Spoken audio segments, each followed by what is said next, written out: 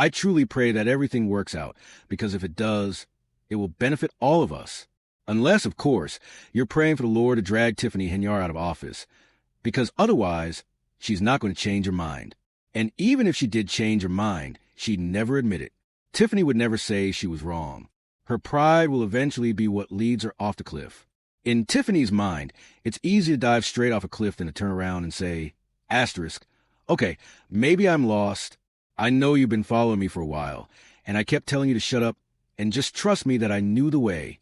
I know I said it 40,000 times, and I know you kept warning me I was going the wrong direction.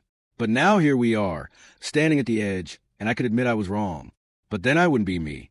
So instead, come follow me right off this cliff.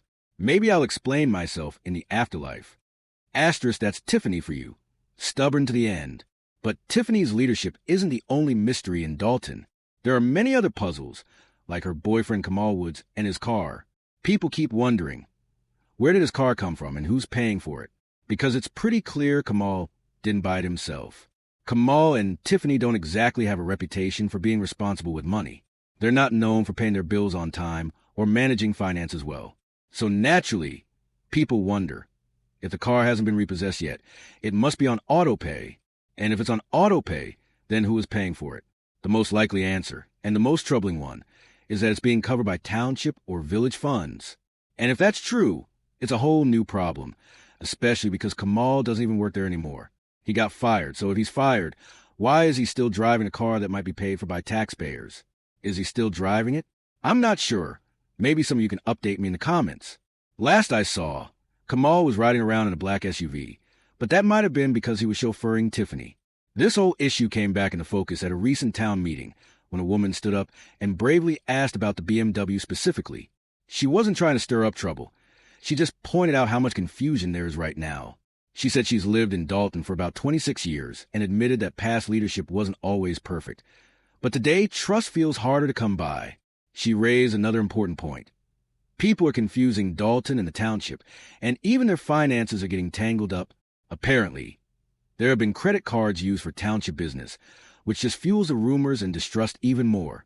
She put it plainly, asterisk, it's like what's happening with our faith in the Supreme Court. When leadership looks shady, trust evaporates. And once trust is gone, it's almost impossible to rebuild. Asterisk, she ended by saying she's praying, not just for Dalton, but for the township, the county, the state, and even the city of Chicago. Because corruption and dysfunction don't just stay local.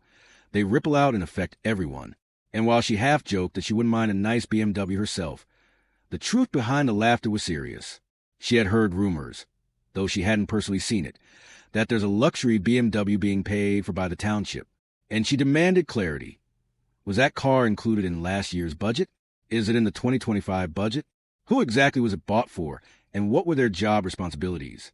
The answer, of course, points back to Kamal, Tiffany's boyfriend, the so-called love of her life, who is somehow still riding around in a six-figure, top-of-the-line white BMW.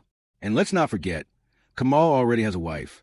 Yet here he is, tied to a mayor whose pride, secrets, and scandals are pulling an entire town to the edge of a cliff. Kamal can say whatever he wants, but let's be real. He's not a six-figure guy in reality.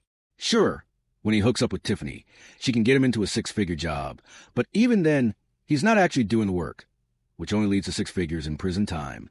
That's just how things play out. And it makes you wonder, if Kamal doesn't work there anymore because he got fired, and Tiffany's technically not working there either, who's paying for that car?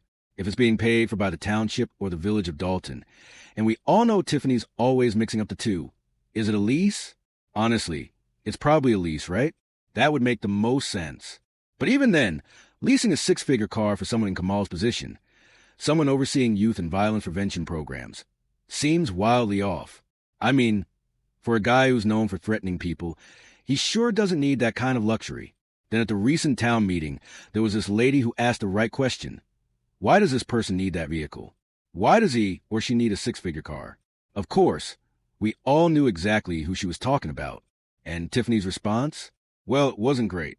Her tone when she snapped back, "Are you done?" was so dismissive you could feel the arrogance across the room. It was clear Tiffany wasn't in a place to answer questions with any humility or accountability. But the truth is, she's done, voted out. And instead of accepting it with grace, she kept pushing. She became a living example of what not to do when you lose power. Never concede, never walk away. Just keep pushing, keep harassing. Keep telling people to write your name in if nothing else works. Tiffany's story is proof of how pride and desperation can drive someone to keep fighting, even when it's clearly over. The budget, as some residents pointed out, looked like it was written with crayons. And then there's Tiffany's loyal follower, who looks just as dysfunctional as the administration she's supporting. Her crooked wig, lopsided glasses, and slouched stance. Everything about her screams dysfunction, just like the leadership. When she stands up to make a motion, it's clear she's not trying to stop progress, but simply wants transparency. What's really in that budget? What are we paying for? And why is someone leasing a six-figure car using township funds? It's ridiculous. You know somebody must have seen that car in the paperwork to even bring it up. Why else would they question it? Think about it. If you were working somewhere and saw a $$100,000 car being leased, wouldn't you ask the same thing? Asterisk, what's going on here? Asterisk, you want to know why someone's driving that luxury car on the taxpayer's dime. It's absurd. Yeah, there's a lot of smoke. And we all know that when there's smoke, but it's probably on fire. You can tell this woman, the one speaking at the meeting, is trying to take the high road. But honestly, she's not fooling anyone. She says, I want to praise you, but then slips and adds, asterisk, if you weren't such a jerk. Asterisk, oops. Did I say that out loud? I meant to say, asterisk, if you were just a little more open. Asterisk, but we all know what's really going on. It's a balancing act. Kiss up, and maybe, just maybe, Tiffany will spill the beans. This woman's been around here for 26 years and knows the former supervisor did some things he shouldn't have. Things they didn't even know about back then. But now, there's a lot of confusion. As someone said earlier, people are mixing up Dalton with the township. And yes, that's definitely happening. And Tiffany, she's the one who started all of it. Let's talk about her for a minute. Remember when she had Thornton Township pay for her White House trip? The one where mayors go to D.C. to meet at the White House? She made sure to use the wrong credit card on purpose. One with a much bigger budget. Thornton Township's budget. That wasn't a mistake. It was a calculated move. She knew she could live it up with that card. She's a sneaky one. No doubt about it. And yeah, maybe a credit card was occasionally used for some Dalton business. But trust is hard to come by when you see these kind of things happening. It's like how the country is losing trust in the Supreme Court. And locally, the leadership isn't any better. There are just too many shady things happening. But, as someone said, we need to pray about it. Honestly, whether you believe in prayer or not, I pray for this government, for the state government, the county government, and even the city of Chicago, because I have to go in and out of there, and I pray that things work out for everyone. But let's be real. Unless you're praying that the Lord will drag Tiffany out of office, nothing's changing. Tiffany's pride will lead her to dive off the cliff rather than admit she might be lost. She's too proud to turn around and say, asterisk, okay, I was wrong. Asterisk, she'll never do that. She's the type who, even when told to turn left instead of right, will push ahead stubbornly and say, asterisk, shut up, follow me. Asterisk, and now, here we are, standing on the edge of the cliff. And instead of saying sorry, she's asking everyone to follow her down. Even with all the mess, Tiffany still wants to live the high life. She's saying, asterisk, if my man wants a BMW, that's what he's going to have.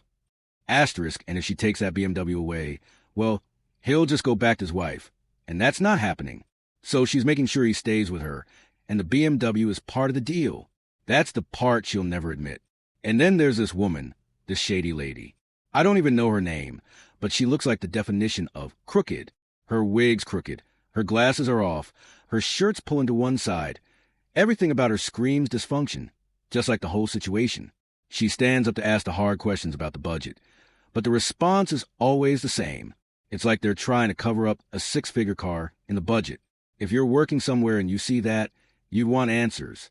Why is someone getting a luxury car? Why is a six-figure car in the budget at all? If it's not for something essential, why is it even there? It's ridiculous. And it's clear that someone's making shady deals behind closed doors. And then there's Kamal, driving around in his fancy car. If you can't afford a six-figure car, why should anyone else be able to, unless it's something like an RV or an all-terrain vehicle for people who really need it? There's no reason to drive a luxury car on public funds. But Kamal? No way. He's not that guy. He's dainty, long fingernails and all. He's the type who'd probably get caught up in something like this. But hey, Mama loves him.